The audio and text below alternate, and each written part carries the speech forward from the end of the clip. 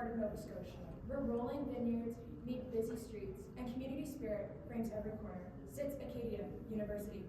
Our campus is more than just a group of buildings. It's a place where friendships form and ideas grow.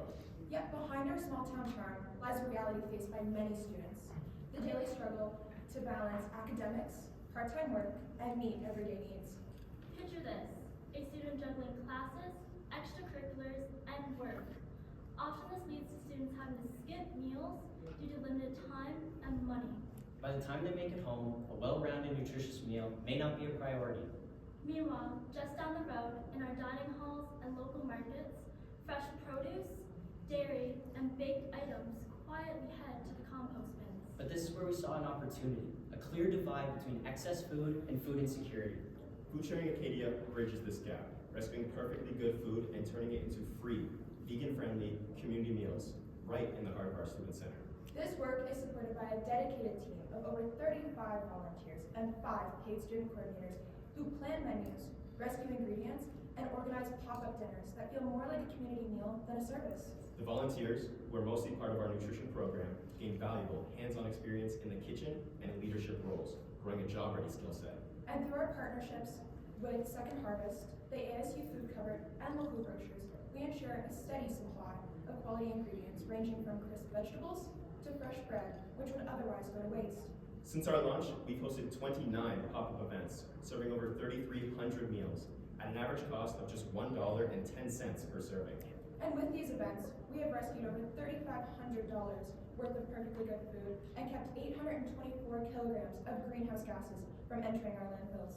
Each rescued meal not only fights food insecurity, but builds a stronger, more inclusive campus community while reducing waste.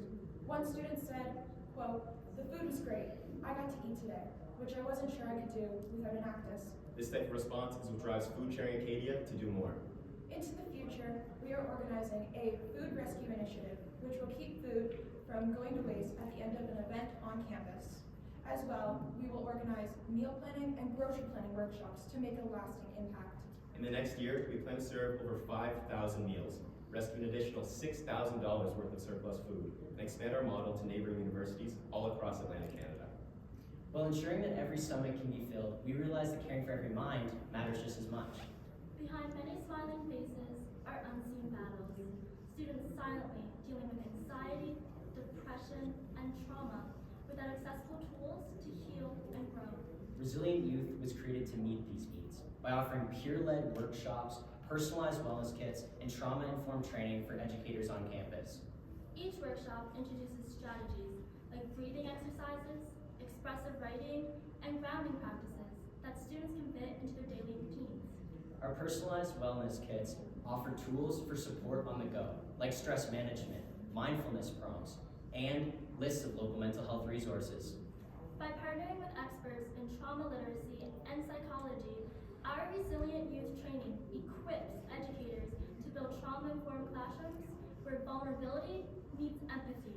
To date, we've trained 141 educators who believe that they could have reached approximately 10,000 students. After surveys, 85% of participants say that they leave feeling better equipped and less alone. Over 50 educators have shared stories about the improved atmosphere in their classrooms. But we're not done here. Next year, we plan to train 100 additional educators and launch a digital version of Resilient Youth so students can track their progress and embed resilience into their everyday lives. Our campus successes have created a vision, reaching from Wolfville to the wider world. Touching Hearts began when an Acadia student, driven by her own personal experiences, wondered how business could uplift communities halfway around the world. With this initiative, we have created a digital online platform that we can connect artisan partners with Canadian customers who value genuine quality and fair trade. In June of last year, one of our members traveled directly to underserved communities in 4 East Asian countries to personally build relationships and develop strong, lasting partnerships. At Touching Hearts, our impact supply chain sources raw materials from multiple communities, creating a ripple effect of opportunity that spreads across entire regions. But what truly sets Touching Hearts apart is our emphasis on our relationships. We don't just buy products, we work side by side with these artisans to customize our support to meet their unique needs.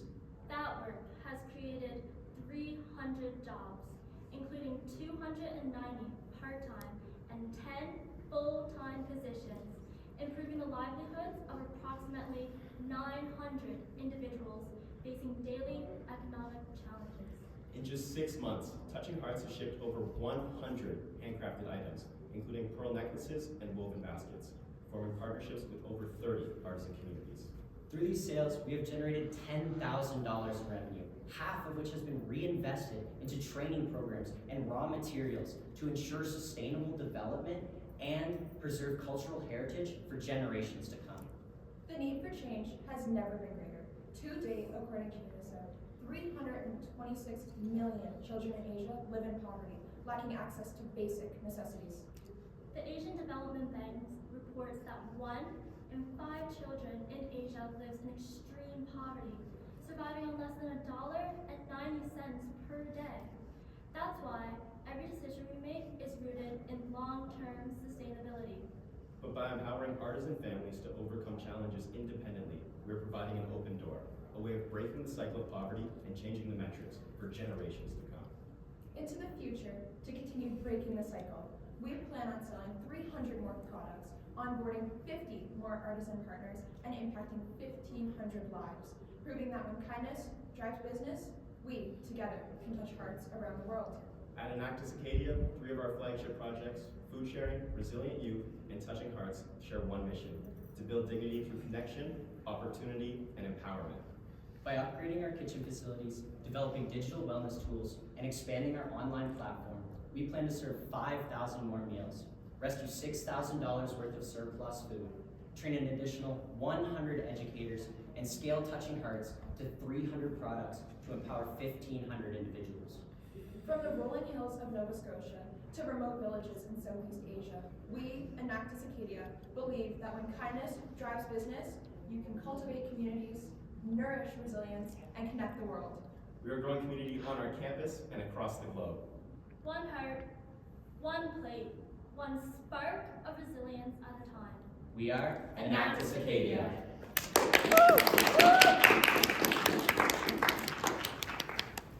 We will now begin the question and answer period. Only judges may ask questions. Judges, please raise your hands if you have a question. Yeah, in your annual report, you mentioned biochar as something you've been focused on. Could you talk me through the main points of that? Yeah, biochar, we're actually presenting this afternoon, which we're super excited about. Essentially, it's a new project that we created this year, and we partnered with one of our engineering department, which supplied 4 students through a project that they were doing to design an innovative kiln to create some biochar on campus. And we're currently still developing the project. The prototype is almost completed, and we plan to start selling next semester. For Touching Hearts from Canada, how are you kind of ensuring that everything over there is what you said, fair trade, good materials, all that stuff? Yes, so I was the student that actually went to these communities. So I partnered, right now we partnered with an indigenous tribe. So I built that relationship with them since I grew up in the Philippines. Ensuring the quality though, I do have full-time workers that are already doing that even before I even went there to ensure the quality of it. And then I look at the products when they come in here and ship it, so that I can check off if it's damaged or anything like that. But later on, I do plan to hire more workers to be able to ship more products, and just broaden the impact. For the food sharing projects, as you look to scale, I see you've got some ambitious growth plans over the next year or 2 here. What sort of resources or constraints are going to be a challenge in terms of, do you need more volunteering, or can you scale beyond leftovers? For sure. Yeah, so one of the problems that we are facing is that students graduate. We do need more volunteers, which is something we are working on. So we're actually going to partner with the students that can create these meals. So work with the professors to provide a course that can potentially be a special topics course, so students can get credit out of this. But we do have funding coming in next year, which is $12,000 that came from the university, which is why we want to scale up that much, because we do have the resources. I would like to add that one of our biggest problems that we're facing right now is that recently the kitchen that we've been using is starting to undergo renovations. So we've been working around to try to find more places on campus where we can keep producing the food at the quality and scale that we want to. And we're pretty sure that we found a place that works and suits our needs pretty well, but that is probably our biggest challenge right now. Our volunteers right now are also nutrition students who help us organize the meals, and like we said in our presentation, they are vegan friendly. The idea there is how we face the challenge of meeting everyone's nutritious needs is we list all the ingredients that are included, so if anyone has dietary restrictions, those nutrition students are able to help break that down for them and explain what foods they can and can't eat to meet their needs. And great presentation, kudos to you all. A question about maybe some of the initiatives like food sharing and resilient youth.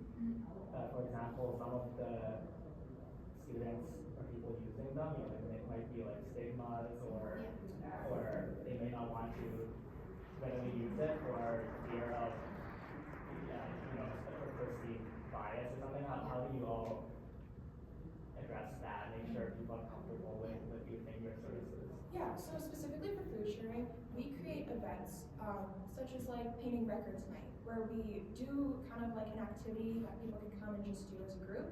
And then if they want the food as well, they can go get a bowl of chili, or they can go, get a vegetarian taco. Food sharing for us is a way to break that stigma.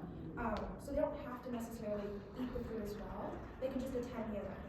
And then that way no one is questioning why they're there. For Resilient Youth, I am the founder of that project, and I began by going directly into the classrooms and speaking to youth. And so educators would organize that, and that way it was a required event for them to attend. So there was no stigma around choosing to go or choosing not to go, and that way singling out certain students. And then also with the idea of expanding with our digital platform, which we have received grants to do, that way it's going to be more personalized and more of a safe community they can tap into on their own time. And that's also the idea with the wellness kits that we give out at every presentation, so they can bring that back into their lives. And they don't really have to, directly ask for help if they need it. They can apply those tools into their own lives personally. Thank you for that question. So seamlessly integrated into your services, or did you have your own time? Thank you, that's great. Can you talk me through the cost model on the products for Touching Hearts? That looks like 10,000 revenue generated, only 5,000 invested in communities. Yes, so that's Your time has expired. Judges, please join me in thanking the Acadia